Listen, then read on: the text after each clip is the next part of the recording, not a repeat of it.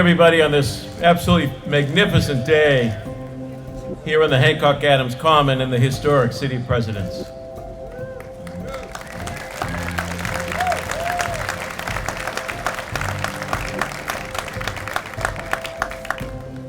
So with that, Congressman Stephen Lynch. Thank you, Mr. Mayor. What a beautiful day. What a stunning and sparkling and beautiful day. It is both a joy and an honor to be with you on this important occasion. It has often been said that there is loyalty in the simple act of remembrance.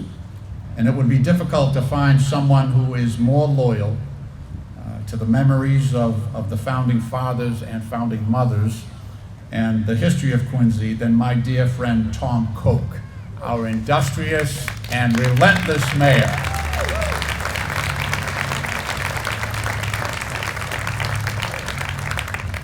While I am a humble student of history and I am quite familiar with the exploits and the rich treasure of correspondence between Abigail Adams and her husband John, her son John Quincy, President Thomas Jefferson. In fact, I think it was President Truman who said that Abigail would have been a better president than her husband, John Adams. But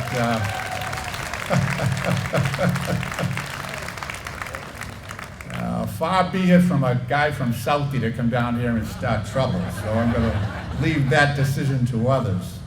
However, I do think it's entirely appropriate on this occasion, rather than my speaking, it would be better that I should exercise a prerogative that's allowed under the rules of the House of Representatives, of which I'm sure my colleague Bill Delahunt is well aware, rules that were written by John Adams. He actually wrote the rules of conduct in the U.S. House of Representatives. They had been borrowed because when he drafted the Massachusetts Constitution of 1799, he obviously laid out the framework for what we were doing at the national legislature. But I will exercise that prerogative and simply yield my time to two distinguished women who I think will do greater justice to the memory of our honoree. So in closing, I want to thank Mayor Koch for his remarkable work in this effort to honor Abigail Adams. It continues to be my greatest honor to represent you, the city of Quincy, the city of presidents, the city of Abigail, in the United States Congress. May God bless the city of Quincy, may God bless the Adams family, and may God continue to bless these United States of America. Thank you.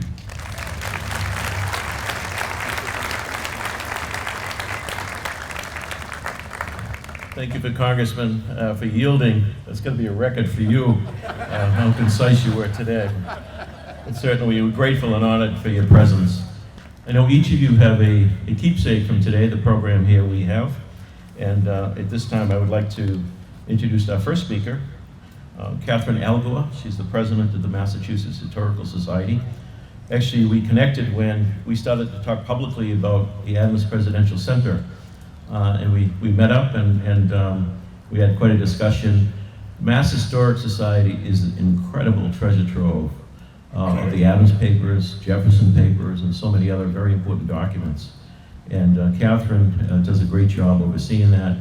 And she and the board, we've had great discussions of how we can collaborate with one another as we proceed with the Adams Presidential Center. Catherine is also an author and of course an Adams lover. Catherine Algoa.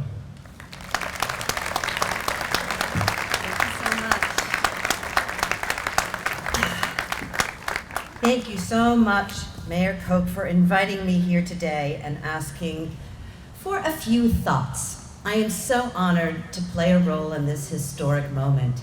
And thank you for mentioning our wonderful collection. We do have amazing things. We have Elbridge Gerry's A Copy of the Constitution. We have Paul Revere's letter where he writes about the ride. And a few years ago, we did a March Madness bracket with the items from our collection. And I'm proud to tell you that what won our March Madness bracket was Abigail Adams' letter, Remember the Ladies. So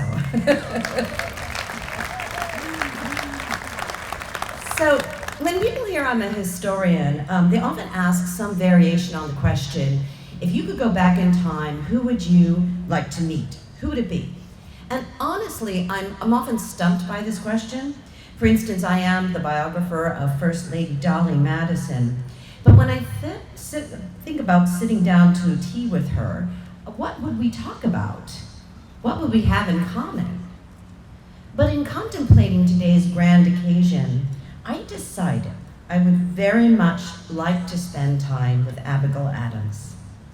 She is so smart, so witty, and such a keen observer of the follies of human beings that I would enjoy just sitting back and listening to her.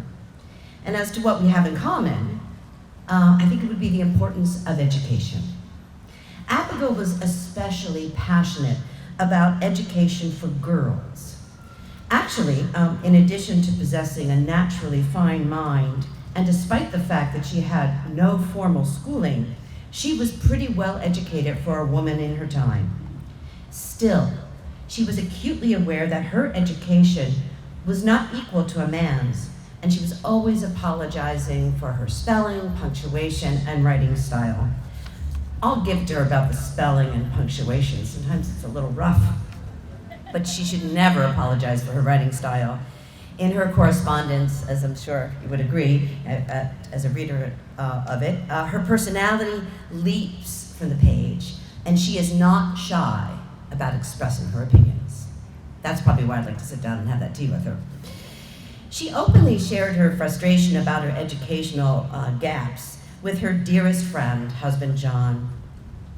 With regard to the education of my own children, I find myself soon out of my depth and destitute and deficient in every part. In a letter to her cousin, and I wonder what he said to prompt this, she was quite tart.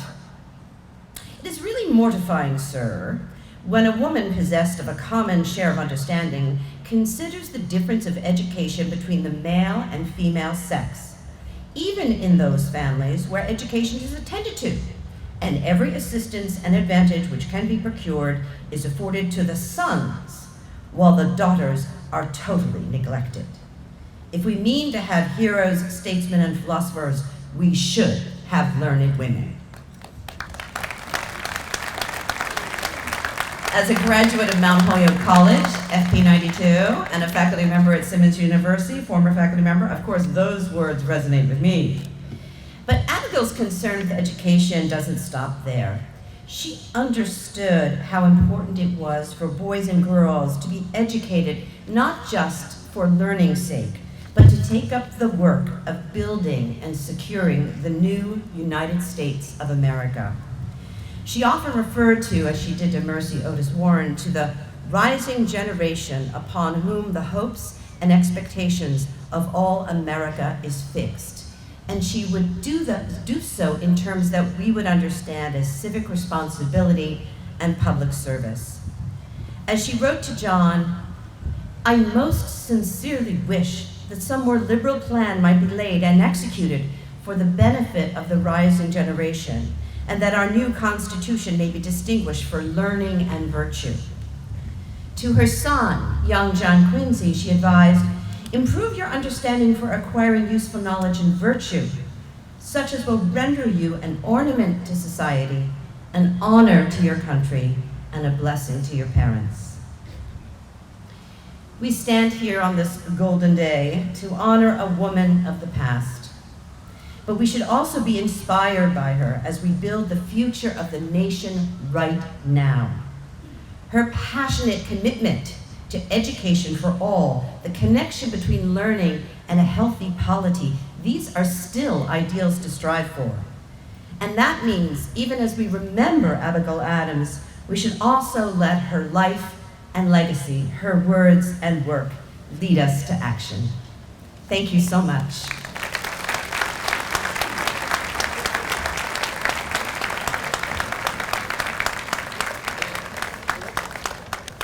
Thank you, Catherine.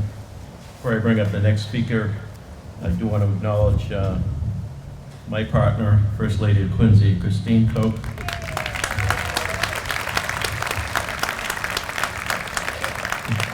Abigail was John's biggest critic. I can tell you Christina's mine. Next up, I had the privilege of actually first time meeting Danielle Allen. Kind of foreign travel for me, but I had to go over to Cambridge.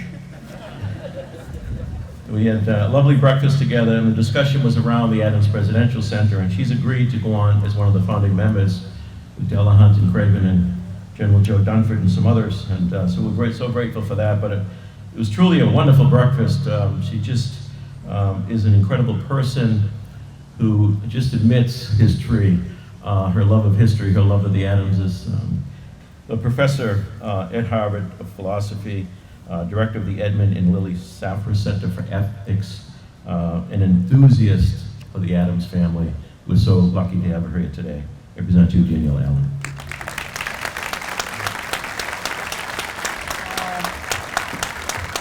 Thank you so much, Mayor, and I'm grateful to come down to Quincy as often as I can. It's a bit of a myth that those of us stuck in Cambridge like to be stuck in Cambridge. We like to be invited out. So thank you. I really appreciate it. And it's an honor to be here, Congressman. Thank you for your words, Congressman Della Hunt and Representative Chan, Senator, City Councilors, school committee members, President Al Gore. The Mass Historical Society is a treasure trove. They've done a great service to the nation. Not only do they hold the papers, but they've digitized them. So anyone, anywhere, can think for a moment, what was Abigail like?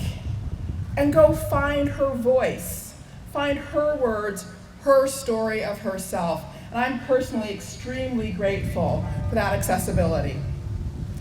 This is a really important day. It's wonderful that it is so beautiful and glorious. It's as if the universe knows how important today is.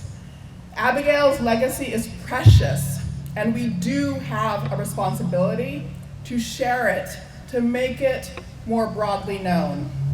I'm going to tell you the story of how I came to know Abigail and why I think she's so very important for the future of our country. In my early career, I was teaching at the University of Chicago. I had grown up in Southern California in a big extended family that really covered the whole range of social experience. So here I am, ended up as a Harvard professor, but I've lost too many cousins to terrible fates, from substance use disorder to homicide and incarceration. So I've come from a big world. I found myself at the University of Chicago teaching very well-educated, wonderful, bright students, but I also found myself craving to teach the full community in our country. And so I found myself helping the Illinois Humanities Council found a program, a night program for adult students, people who often didn't have a high school degree, were trying to find their way back into education, trying to set their life on a good course. And in this night course, our goal was to make sure that we gave our students the same quality of education we were giving day students at the University of Chicago. But this produces a mystery. How do you exactly give the same thing to students who don't have a high school degree as to those who do? The answer to our mystery was to use short texts. Never compromise on quality, but go ahead and give folks short things. So I taught the Declaration of Independence over and over and over again. It's only 1,337 words. It's a brilliant, short text. Taught it for history, taught it for philosophy, taught it for writing.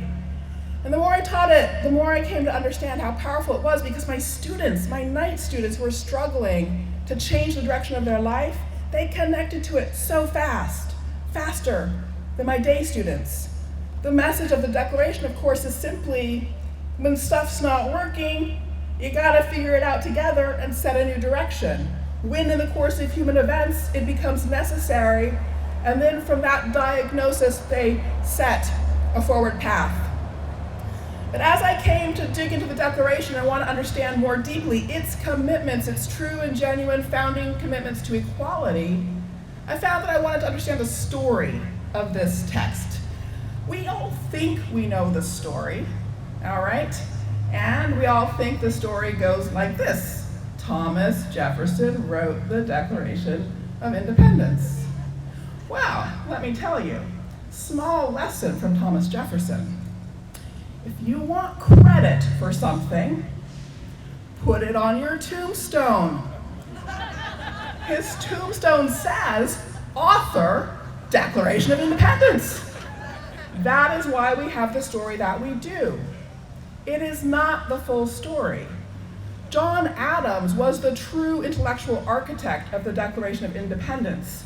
We can see that in his papers. We can see that in a draft of a very similar text that he produced for Massachusetts in January of 1776. We can see it in many details. So that means in order to understand the Declaration of Independence, to understand the beginning of this country, you've got to understand John Adams. So that brings me to Abigail. You cannot understand John Adams without understanding Abigail, all right? And not only that, but the truth of the matter is, Abigail Adams had a deeper understanding of the moral foundation for this country than any other member of the founding generation, okay?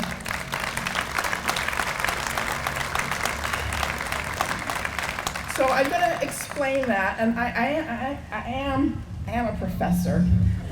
So I have to apologize. I can get a little teacherly sometimes, so you'll have to forgive me. I'm just going to spend one little moment on the text of the Declaration of Independence in order to show you Abigail's contribution, and then we will return to the main events, the beautiful statue we get to see.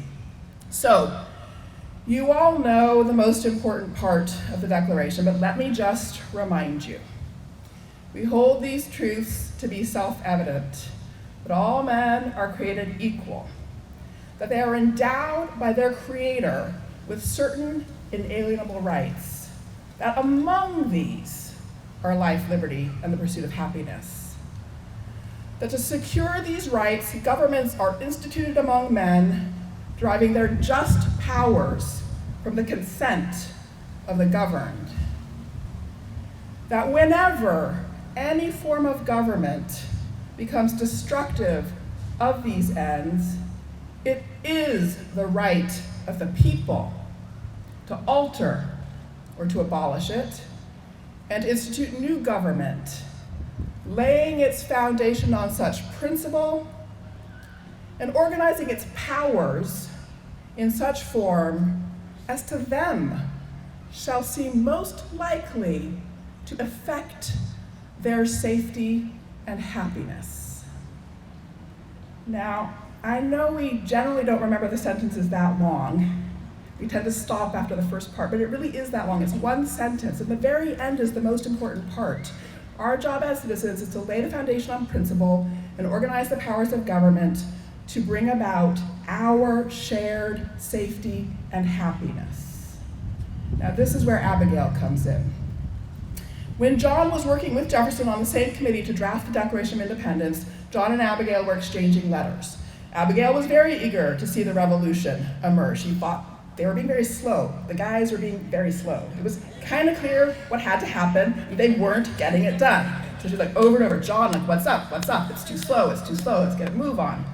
He's sharing his thinking, he's sharing his work, and she writes back, remember the ladies. This sounds like a good plan, but where are the ladies? We see no voice and representation for us here. We'll have to foment rebellion, she said, to achieve that if things don't work. This is where the important moment is. John writes back and he says, the truth is, and he gave this kind of answer to other people too, people who asked, for example, about the place of free people, free working people, free black people in the new society. And his answer was always the same. His answer was, that foundational principle, those rights, they apply to everybody. But in terms of how we organize the powers of government, we are going to use, in his vocabulary, quote, our masculine system. That was his phrase. And it was Abigail who said, you know, there's this problem when people have power, absolute power, they often use it tyrannically, they abuse. Husbands do have a history of this, and well, we'll give you one more chance, but if it doesn't work, we will have to foment rebellion for voice and representation. And so we got the suffragettes. She predicted the future. But the most important thing is that observation she made. If we really care about rights for all, we need voice and representation for all. Right from the very beginning. Right from the beginning. Abigail knew that, she understood that, she articulated that. We're still working on that. But it is so important to understand that the beginning of our country gives us that inheritance. The beginning of our country does not give us only an inheritance of enslavement, for example. It does also give us an inheritance of liberation. And we have Abigail Adams to thank for that. Thank you.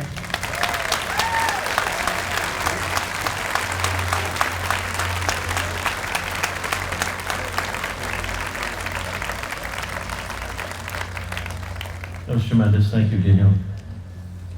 I do want to make some other acknowledgments. You know, I think it was 2018 in September that we dedicated the Hancock Adams Common. And one of the highlights of the day was having National Treasure David McCullough speak to us. And as we all know, we've lost David. He's gone to his maker. He certainly left an incredible legacy. And I do believe we have some members of the McCullough family here. If you could wave or stand up, we appreciate your presence.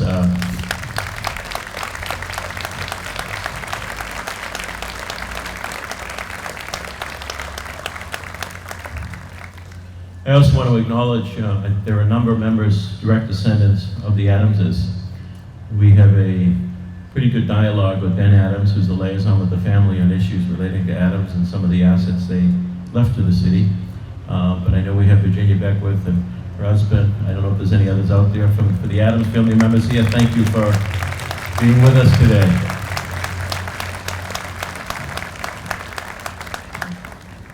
I want to acknowledge the project team.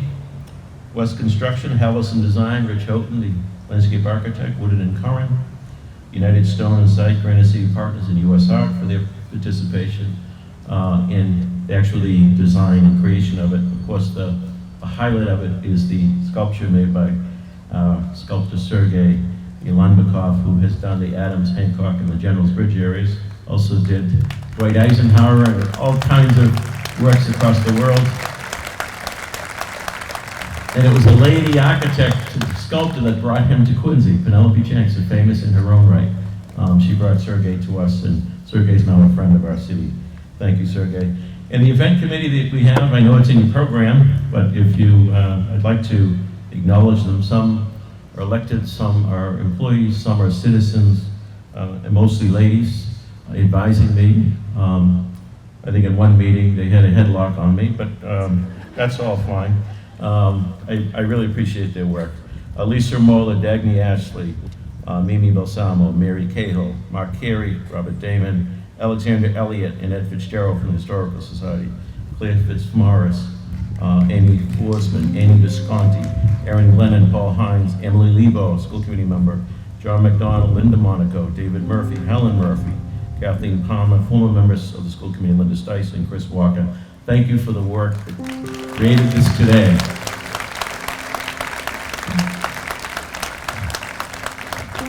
Now, I'm going to ask your patience and indulgence for a couple of minutes. I'm going to ask the distinguished platform guests to join me at the statue for the unveiling.